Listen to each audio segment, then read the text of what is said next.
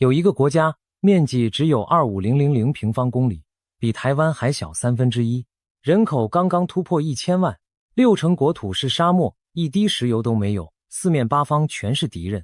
建国第2天就被5个阿拉伯国家联合进攻。可就是这样一个国家，2024年人均 GDP 超过54000美元，而同年台湾大约34000美元。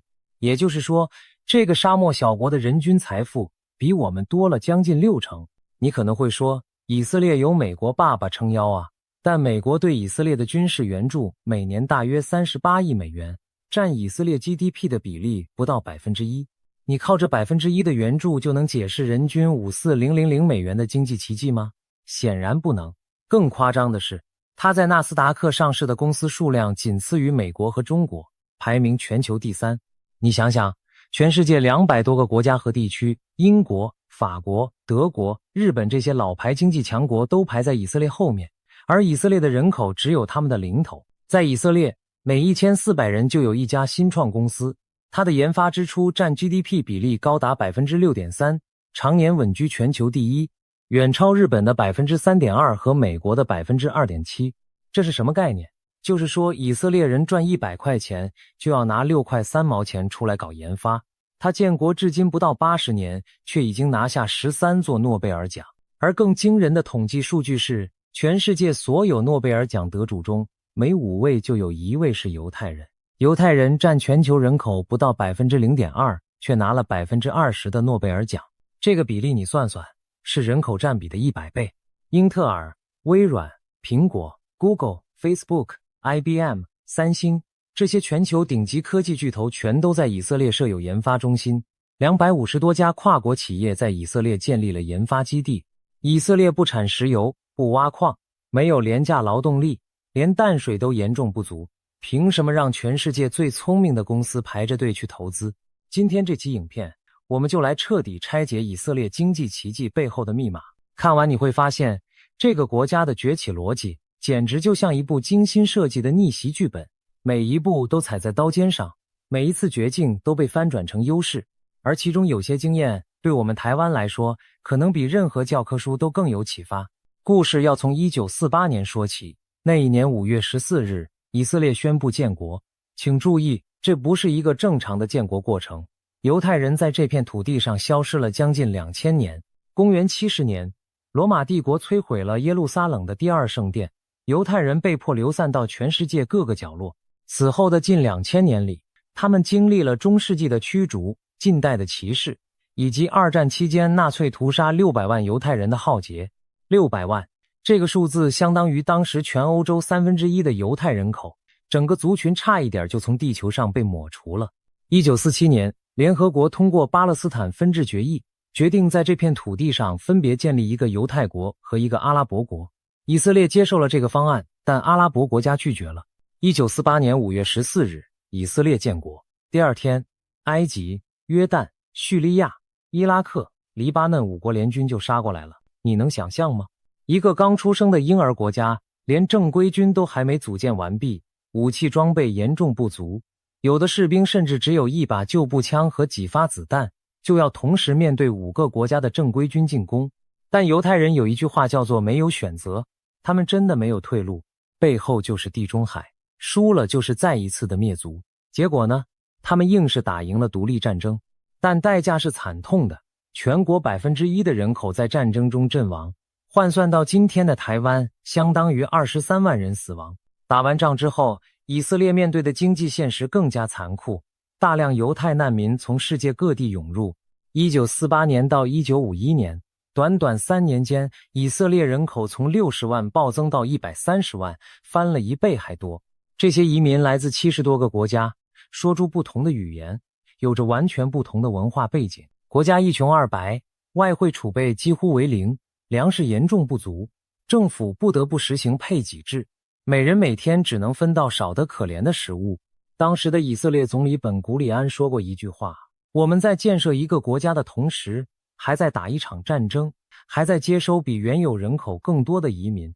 世界上没有哪个国家同时面对过这3重挑战。但就在这种绝境中，以色列做了一个关键决定，这个决定奠定了日后所有奇迹的基础。他们决定以农立国，用科技征服沙漠。更重要的是，他们从建国第一天起就疯狂投资教育和研发。一个连饭都吃不饱的国家，却把大量资源投入到看不见短期回报的科技研发中。这种长期主义思维在当时看来近乎疯狂，但后来被证明是最正确的选择。建国后的头20年里，以色列的经济增长率每年超过 10%。从1950年到1963年，工薪家庭的实际支出增长了 97%。人均 GDP 从建国时到1970年翻了4倍，这一切发生在人口同时增长了9倍的背景下。你想想，人口暴增9倍，人均财富还翻了4倍，这意味着经济总量扩大了36倍，这在人类历史上几乎是前所未见的。现在让我们来看以色列如何征服沙漠。以色列国土的 60% 是内盖夫沙漠，剩下的部分也大多是半干旱地区。全国年降雨量北部勉强有900多毫米，南部沙漠地区只有可怜的30毫米。30毫米是什么概念？就是一年到头下的雨加起来还不够你洗一次澡的。在这种地方搞农业，听起来简直是天方夜谭，但犹太人偏偏就干了。1930年代，一位名叫布拉斯的以色列水利工程师在农场里发现了一个奇怪的现象，一根水管漏了一个小洞，结果漏洞旁边的那棵树竟然长得比其他树都高大。这个看似微不足道的意外让他深受震撼，他花了一辈子的时间研究这个现象，最终在1960年代，以色列正式发明了滴灌技术。这项技术的原理说穿了很简单，就是用布满微小孔洞的管线，把水和肥料精准地送到每一棵植物的根部，而不是像传统灌溉那样大水漫灌。结果呢？每英亩土地至少节省 40% 的用水量，而产量反而提高了数十个百分点。更妙的是，因为水不会大面积蒸发，还能防止因过度浇灌而引起的植物疾病。后来这项专利被一家叫 Netafim 的公司发扬光大，如今已成为全球灌溉设备的龙头企业。以色列不仅用滴灌种蔬菜、种水果，甚至还在研发用滴灌而非传统漫灌来种水稻。这可能为全球粮食安全做出重大贡献，因为传统稻田灌溉是全球甲烷排放的重要来源，占了全球甲烷排放量的 10% 左右。但光有滴灌还不够，以色列在水资源管理上的整套操作简直令人叹为观止。他们建立了一个完整的循环水利经济体系，分为4个步骤。第一步，海水淡化。他们在地中海沿岸建了多座大型海水淡化厂，如今全国 80% 的饮用水来自海水淡化。没错，他们喝的水是从海里变出来的。第二步，用淡化后的海水供应城市用水。以色列大约 92% 的人口住在城市，淡化水混合地下水，经过处理后供市民使用。第三步，废水回收。几乎所有用过的城市废水都会被送到处理厂进行净化。以色列的废水回收率高达 85%， 全球第一，第二名的西班牙只有 20% 左右。第四步，把净化后的废水用于农业灌溉。这套循环系统的精妙之处在于，同一滴水被使用了至少2到3次。更厉害的是，以色列所有用户都按照实际用水量缴费，采用智能计量和控制系统。每个家庭、每座工厂、每片农田的用水都被精确测量。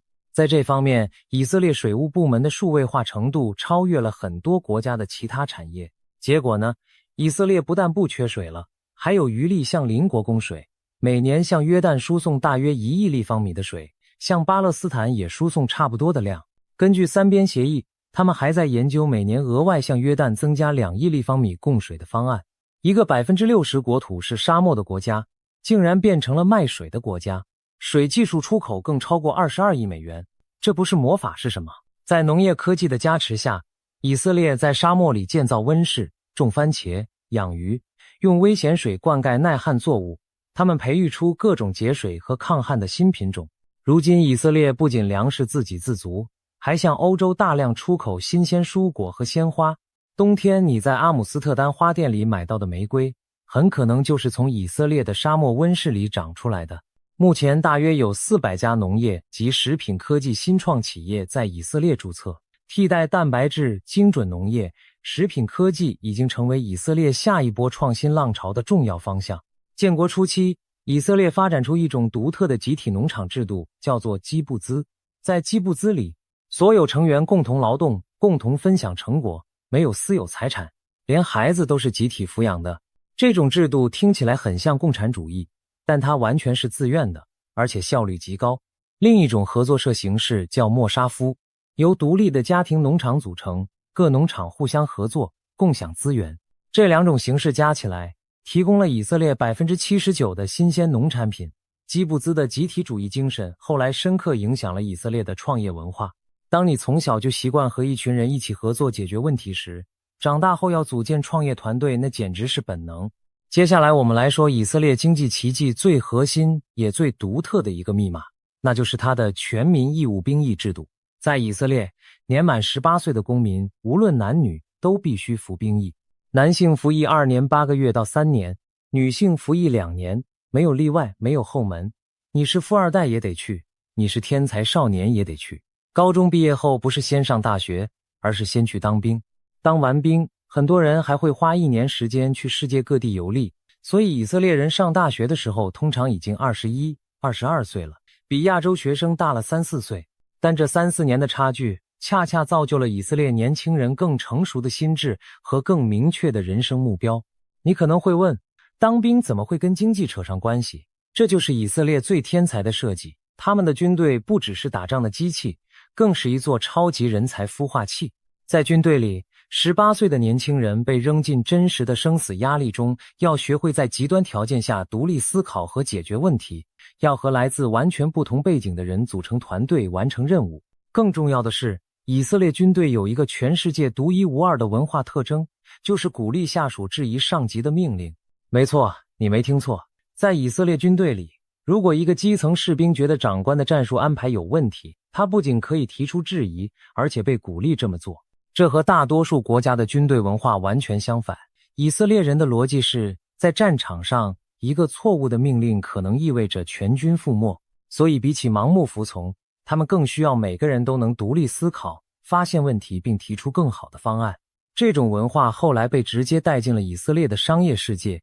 英特尔以色列研发中心的负责人曾经抱怨说，他在美国下一个命令，工程师就会照办。可是到了以色列，前20分钟都是以色列的工程师告诉他该怎么做。到底谁才是老板？但正是这种不服从、爱挑战的精神，让以色列的工程师总是能提出意想不到的创新方案。而以色列军队中最传奇的存在，就是大名鼎鼎的8200部队。这支部队是以色列国防军中规模最大的单一单位，隶属于军事情报局，功能相当于美国的国家安全局。它专门负责信号情报收集、密码破解、网络攻防和各种高科技情报任务。皇家联合军事研究所的主任曾经评价说，8200部队可能是世界上技术最领先的情报机构，除了规模之外，其他方面都跟美国国安局不相上下。这支部队最厉害的地方不在军事，而在于它是全世界最强的科技创业孵化器。操作这些高机密技术任务的成员大多是18到21岁的年轻人。他们怎么来的？以色列政府在部分地区的高中设有为期3年的课后高等电脑科学课程，招收16到18岁具备优秀城市设计和资安天赋的学生。表现优秀的学生会被8200部队邀请参加进一步的甄选。通过层层筛选进入部队后，这些年轻人要面对真正的网络攻防实战，开发真实的情报监控系统，破解敌国的加密通讯，解决前所未见的技术难题。据传，著名的阵网病毒就是8200部队参与研发的。这个病毒成功瘫痪了伊朗的核离心机，虽然以色列官方从未证实，但这件事已经被广泛认为是8200部队的杰作。退役之后呢，这些年轻人带着顶级的技术能力，在生死压力下锻炼出的问题解决思维，以及在军中建立的强大人脉网络，直接杀进了创业圈。8200部队还有一个特殊的校友会，但它和一般的军事校友会完全不同。它不搞历史纪念和老兵聚会那一套，而是专门帮退役成员串联人际网络，协助就业，鼓励创业合作。每年举办校友大会，还架设了类似 LinkedIn 的平台，帮助成员保持联系。至今由8200部队校友创立的公司超过1000家，全球顶级资安公司 Checkpoint 和 Palo Alto Networks 元老级即时通讯软体 ICQ 软体技术公司 NICE 都是前8200部队成员创办的。2009年的畅销书《创业之国以色列》把8200部队和以色列国内其他精英军事单位比喻为以色列的哈佛、普林斯顿和耶鲁。业界甚至有些高级职位只招收8200部队的校友，可见这块招牌有多值钱。2024年 Google 母公司 Alphabet 曾经开价230亿美元要收购以色列资安公司 Wiz。 虽然那次谈判破裂了，但到了2025年 Google 最终以高达320亿美元完成了对 Wiz 的收购，创下 Google 有史以来最大的一笔收购案。而 Wiz 的4位创办人全部来自8200部队，他们在服役期间相识结缘，退役后一起创业，短短4年就把公司估值做到超过100亿美元。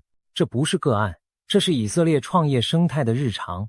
光有人才还不够，以色列政府在经济政策上的操作同样堪称教科书级别。这个国家的政策制定者们反复证明了一件事：政府的角色不是自己下场打球，而是搭建球场、制定规则，然后在关键时刻推一把。先说一段黑历史。1985年，以色列经济差点崩溃。1973年的赎罪日战争之后，经济就开始走下坡路，政府开支大幅增加，增长停滞，通货膨胀失控。到了1984年，年通货膨胀率飙到将近 450%， 预计第2年会突破 1000%， 国家财政几乎是灾难性的。1983年还爆发了银行股危机，几大银行的股价崩盘。但以色列政府在1985年果断推出了一套经济稳定计划，大刀阔斧地削减政府开支，冻结工资和物价，同时与美国签署了自由贸易协定。这套方案的效果立竿见影，成功遏制了恶性通膨，并开始推动面向市场的结构性改革。这套稳定计划后来成了其他面临类似危机的国家争相学习的范本。接着1990年代初，一件意想不到的事情发生了，苏联解体，大量苏联犹太人开始涌入以色列。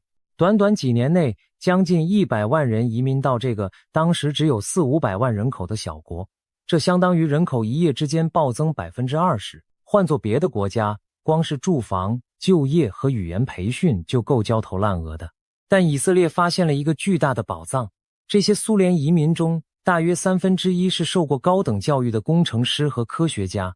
突然之间，以色列拥有了全世界人均密度最高的工程师团队。一个以色列笑话说，在特拉维夫街头随便丢一块石头，砸到的不是博士就是工程师。但问题来了，有人才没资金怎么办？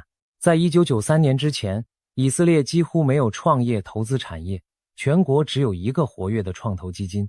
创业者们严重依赖银行贷款，很多技术上很成功的产品因为缺乏商业化资金而胎死腹中。于是政府做出了一个堪称神来之笔的决定，推出了游资码计划。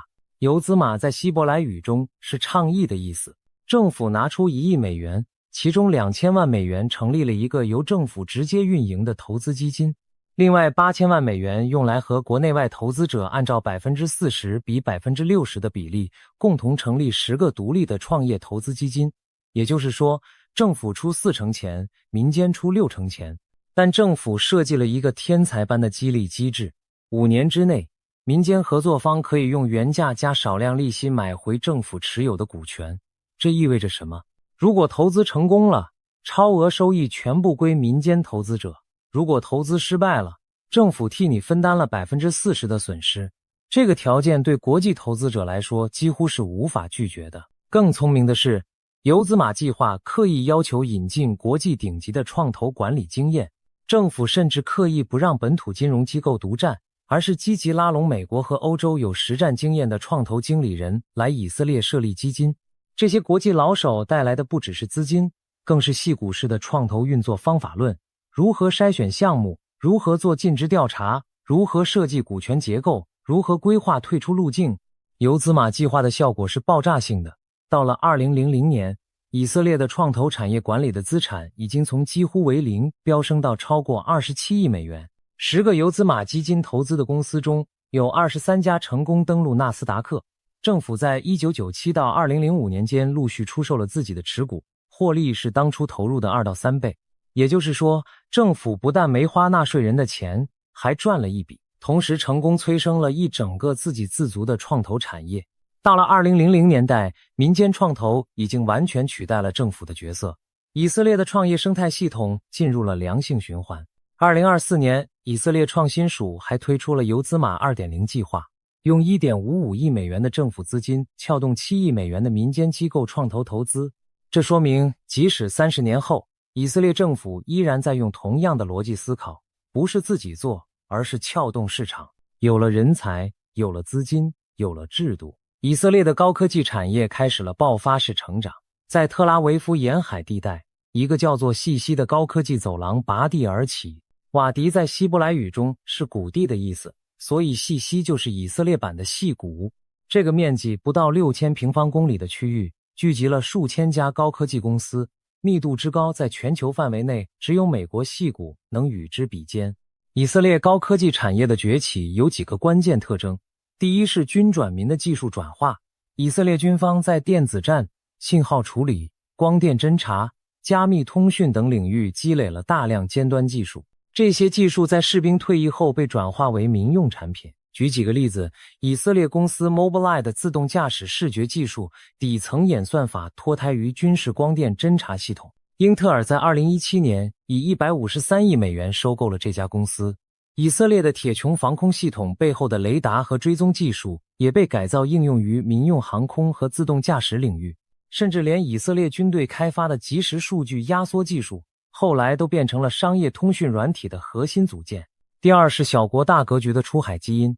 以色列国内市场太小了，只有1000万人口，所以以色列的创业者从第一天起就知道，他们的产品必须面向全球市场。这种天然的国际化思维让以色列的新创公司从一开始就具备了全球竞争力。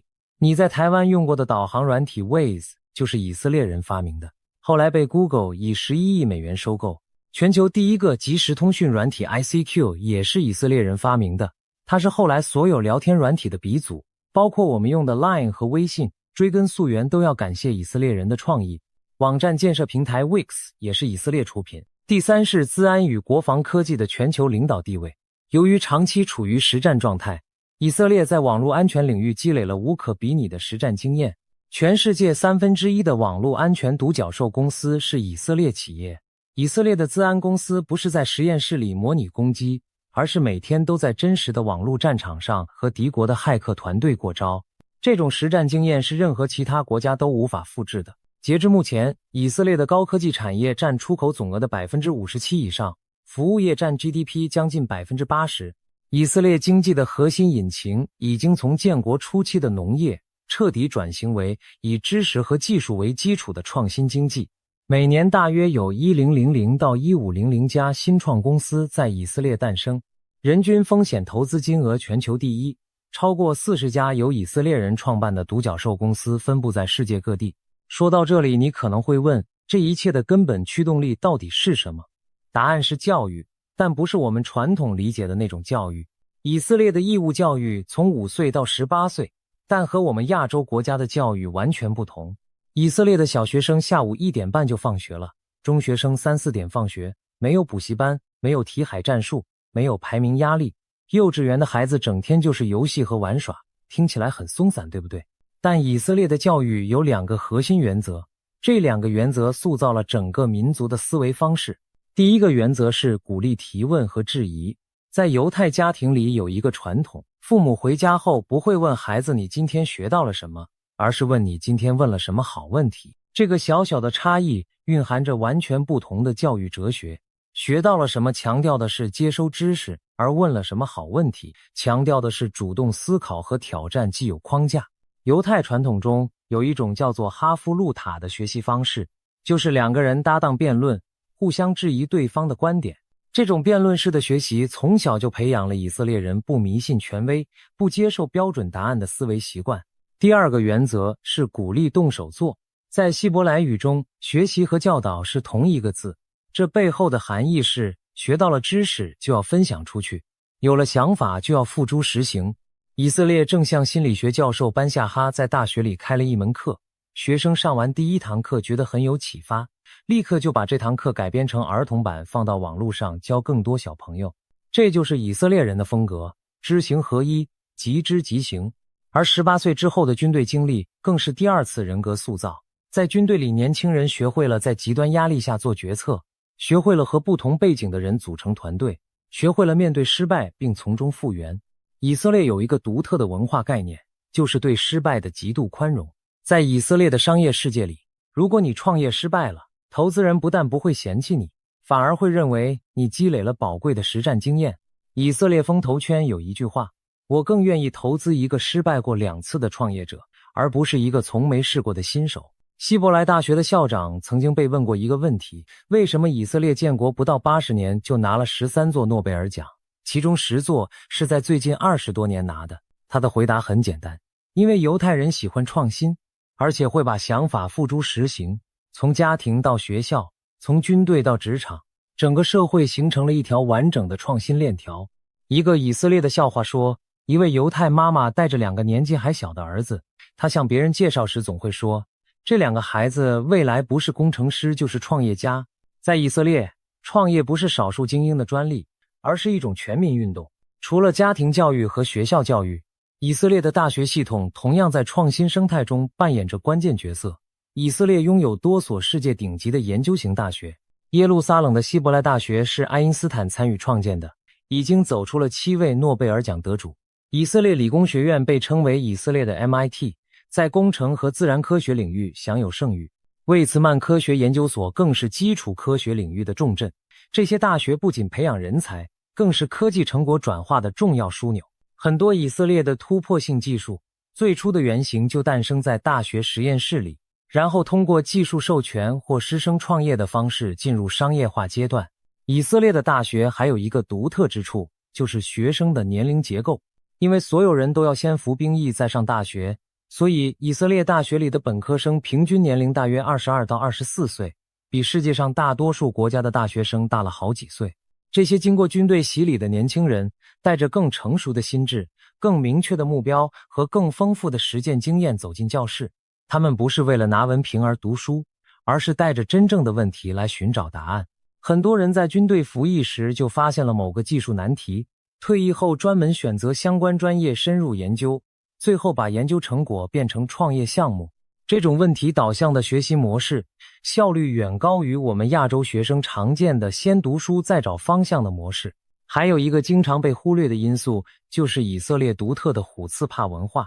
虎刺帕是希伯来语中一种仙人掌果实的名字，外面满是尖刺，里面却甜美多汁。以色列人用这个词来形容自己的民族性格，外表粗犷直率，内心却温暖善良。在商业世界里，这种文化体现为极度的坦率和直接。以色列人开会不会绕弯子、拍马屁、讲客套，上来就直奔主题，哪里有问题就当面指出来。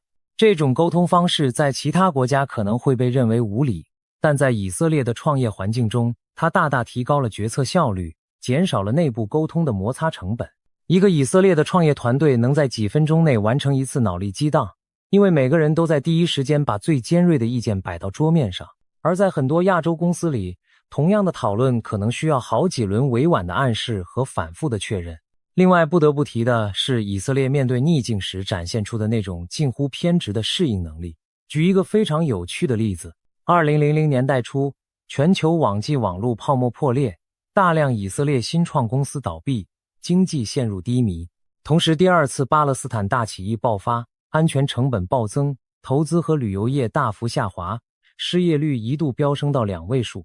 2000年第一季度经济增长率还有 10%， 到了2002年某个季度却下降了 4%。但以色列的反应不是哀叹和等待，而是立刻调整方向。他们开始向更远的市场拓展，特别是当时正在快速发展的东亚国家。同时911事件之后，全球对安全和国防技术的需求猛增，而以色列恰好在这些领域有深厚的积累。就这样，他们再一次把危机转化为了机遇。这种危机就是转机的思维模式，几乎已经刻进了以色列人的 DNA 里。以色列还有一个隐形的经济武器，那就是遍布全球的犹太侨民网络。全世界大约有1500万犹太人，其中以色列境内约1000万，美国约600万，其余散布在世界各地。这些海外犹太人在金融、科技、法律、医疗等领域往往占据重要地位。他们和以色列保持着深厚的情感和经济纽带，很多人积极投资以色列的新创企业，或者在自己所在的国家为以色列企业打开市场。这种全球化的民族网络相当于为以色列这个小国装上了一个巨大的国际扩音器。当然，以色列的故事也不是只有光明面，我们必须诚实地说，以色列经济也面临着严峻的长期挑战。国内的贫富差距正在扩大，极端正统派犹太人群体的劳动参与率很低，很多人不工作只研究宗教经典，却享受着大量社会福利。这个群体的人口增长速度远高于一般以色列人，长期来看可能会拖累整体经济生产力。以色列央行前行长斯坦利·费希尔就曾公开警告，极端正统派日益增长的贫困正在损害以色列经济。此外，以色列的阿拉伯裔公民在经济和教育方面也面临结构性的不平等。这两个群体合计占以色列人口的 25% 到 28%， 却占了全国 60% 的贫困家庭。2023年10月7日，哈马斯对以色列南部发动了突袭，此后以色列与加萨以及周边多个方向爆发大规模军事冲突。2024年全年 GDP 增速因此大幅放缓至 1%， 军事开支激增导致财政支出飙升 18.6%， 财政赤字大幅扩大，政府债务占 GDP 比例上升到接近 70%。 多家国际评级机构将以色列的信用展望调为负面，但即便在硝烟中，以色列经济依然展现出惊人的韧性。2025年，随着冲突有所缓和，前三季 GDP 增速分别反弹到 3.3%、1.6% 和 3.5%， 预计全年增速在 3% 左右，失业率保持在 3.5% 的低水平，银行业资产质量甚至还有所改善。为什么以色列的经济能在战火中保持韧性？核心原因在于经济结构。高科技服务出口不像实体商品那样容易受战争破坏，软体代码、资安防护、数据分析、人工智能演算法这些东西，炸弹炸不到，封锁线挡不住。一台笔电，一根网路线，以色列工程师在防空洞里照样能写程式。正如英国金融时报曾经说的那句话，炸弹掉了，以色列的经济却在增长。此外，以色列的宏观经济政策一直保持着稳健的特征。2008年全球金融海啸时，以色列政府拒绝屈服于银行压力，拨出大量公共资金救助，从而限制了银行的冒险行为。他们还提前推动了将银行的储蓄业务和投资银行业务分离，和当时其他国家放松管制的趋势恰恰相反。结果呢，金融海啸中以色列依然保持正增长，而很多西方国家都陷入了严重衰退。以色列自2001年以来一直是净对外债权国，外汇储备充裕，经常账户持续保持盈余。这种财务纪律让以色列在每一次全球危机中都能相对从容地应对。回头来看，以色列经济奇迹的背后是一套环环相扣的系统。让我们把这条逻辑链重新梳理一遍。最底层是生存压力，一个被敌人环伺的小国，没有资源，没有退路，唯一的出路就是比别人更聪明、更努力、更有创意。这种压力催生了全民皆兵的兵役制度，兵役制度又打造出了一支支技术精英部队，这些精英退役后变成了创业大军。与此同时，沙漠环境逼出了农业科技和水资源技术的突破，这些技术不仅养活了自己，还成为出口创汇的利器。中间层是制度设计，政府没有闭门造车，而是用巧妙的政策工具撬动国际资本和人才。游资马计划用1亿美元的政府资金催生了一整个价值数百亿美元的创投产业。苏联移民的100万工程师大军被精准地导入高科技领域，首席科学家办公室持续为早期研发提供 50% 的配套补贴，帮助无数新创公司跨过了从实验室到市场的死亡之谷。最上层是文化根基，犹太人2000年流散生涯中磨练出的韧性和适应力，对教育的近乎偏执的重视，鼓励质疑和挑战权威的传统，对失败的宽容和对冒险的鼓励，以及那种把每一次危机都视为转机的乐观精神。这些文化基因不是任何政策能够创造出来的，它们是几千年历史沉淀的结果。这3个层面，生存压力、制度设计和文化根基相互交织，彼此强化，形成了一个正向循环的飞轮效应。